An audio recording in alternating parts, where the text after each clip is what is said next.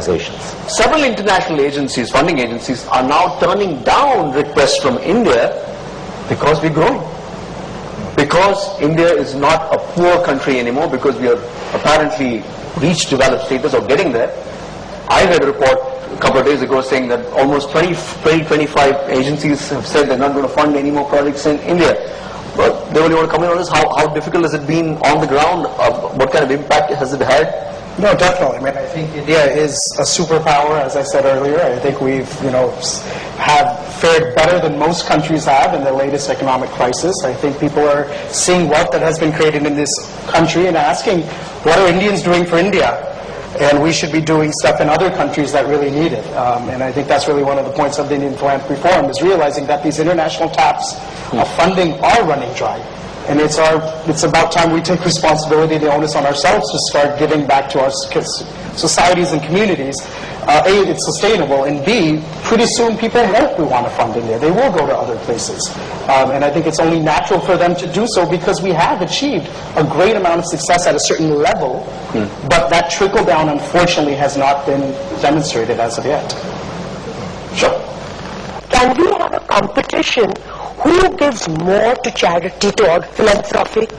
Really, can we compete with each other for that, rather than who's having the biggest wedding or the biggest diamond?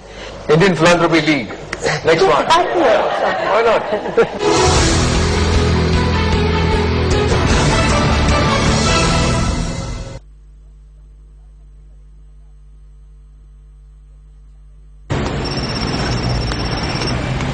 Hello,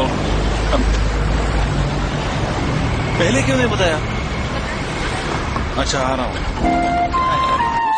कितनी बार याद दिलाया, इनका तो हमेशा। अब मैं भी क्या याद रखूं? चलो, तुम कुछ भी तैयार होकर घर से निकल रहा था, तब क्यों नहीं बताया? बताया था।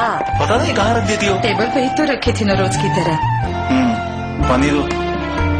लगता है इसके साथ बादाम भी खिलाना पड़ेगा आपको। तुम्हारी याददाश्त तो बहुत। हाँ, ठीक है, अभी जल्दी जाइए, आपकी बस निकल जाएगी। जाओ। रिश्ते कई तरह के होते हैं और हम हर एक की अहमियत समझते हैं। बैंक ऑफ इंडिया, रिश्तों की जमा पूंजी। Presenting Listerine Antiseptic Mouthwash. Listerine kills germs that cause cavities, bad breath, and bleeding gums by reaching your whole mouth, even the places your toothbrush cannot, leaving your mouth germ-free to prevent oral problems. Listerine, it's dynamite against germs.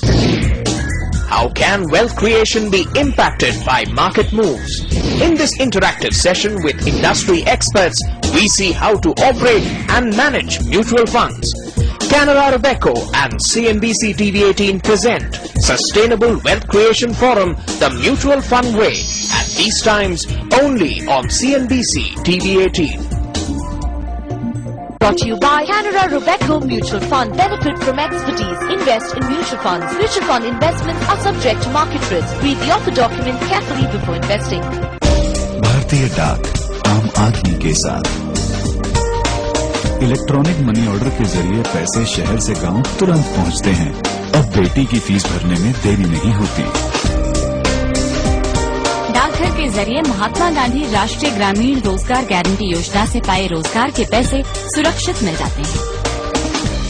भारतीय डाक, बदलते वक्त के साथ बदलता डाकघर। आपका India post, आज का इंडिया पोस्ट। डैड, मुझे अपनी जीप में फॉग लैंप्स फिट करना है और नया मोबाइल भी लेना है। पैसे दो ना। डैड, इसे देखिए, ये पैसे पानी की तरह बहाता है और मैं दिन रात मेहनत करके पैसे बचाता हूँ। Because a son I've always wanted to have. किससे बात कर रहे हो? The highly efficient energy-saving air conditioners from Hitachi with direct efficient technology.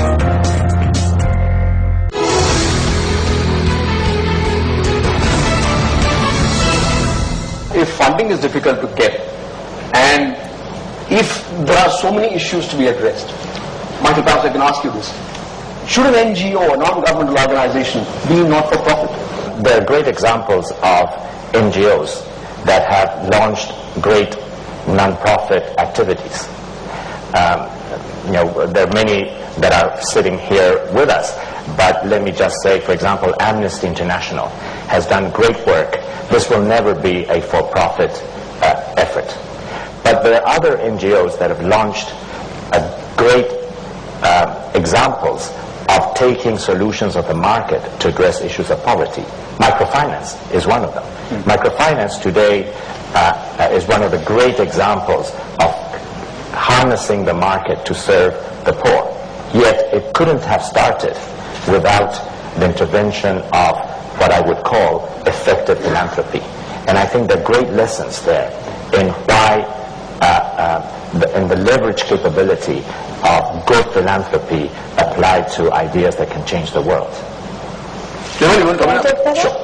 I think I'm somewhat familiar with the microfinance sector, and I think so far it's doing well. I hope it's not building up a bubble in India. Let's cross our fingers on behalf of the poor. But I would say there are some things that markets can do and do them very well. There are some things that markets cannot do, and that requires different kind of subsidized work with committed people who want sustainable change, especially in a society like ours, where more perhaps than any other society for thousands of years we have practiced very structured and institutionalized discrimination. So there are places where there's a social distance. You may create a bank, and you may create an ATM, and you may create a system or a business correspondent. What you cannot bridge is the social distance between the Dalit or a woman who's in a parda inside her house and that institution. It requires many other things to happen, and that's the space below the market and below the state. So markets cannot have solutions to those kind of problems, so they have solutions, Michael, to many other things.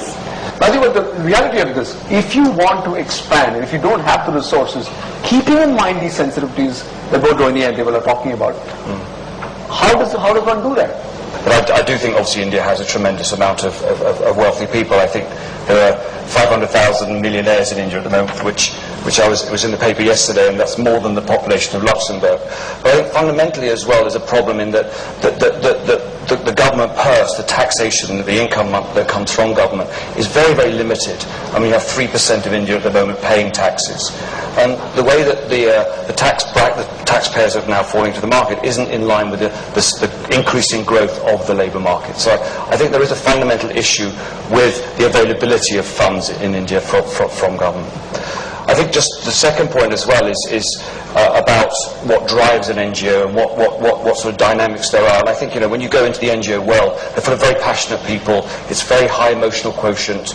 They're very flat structures, often very democratic structures, but they lack a lot of process. And I think this is where there could be good partnership. I think you look in the corporate body and you'll see probably the absolute flip side of that. You probably see much less purpose, but lots and lots of process. And I think this is where the marriage can work extremely well between the corporate body and the NGO body, and in terms of being able to grow and expand by bringing some of those qualities to both sides. I think it's a two-way process. Really, you made the point when you had made the keynote address that NGOs or the non-governmental space reaches out where the market can't reach or where the state can't reach.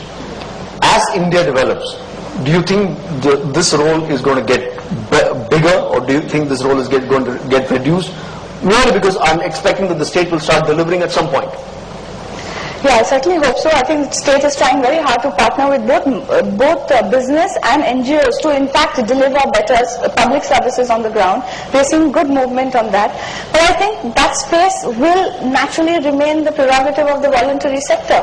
And I think today one of the key things that's happening is, even if you teach a man how to fish, what's happening is the places where he used to fish, he knew how to fish, the places where he used to fish, the lakes, the streams, the ponds, they've either got more and more, the commons are becoming privatized, he has no control of the decision making in that, the ecological natural resource base on which our economy depends and rests is getting eroded. So that finally, allowing people to have the voice in that decision-making process will remain the preserve of the voluntary sector. All right, ladies and gentlemen, more power to NGOs and more power to the Indian Philanthropy Forum. That's all the time we have. Thanks so much for joining us, all of you. Thank my panelists as well for this wonderful discussion. Thank you all.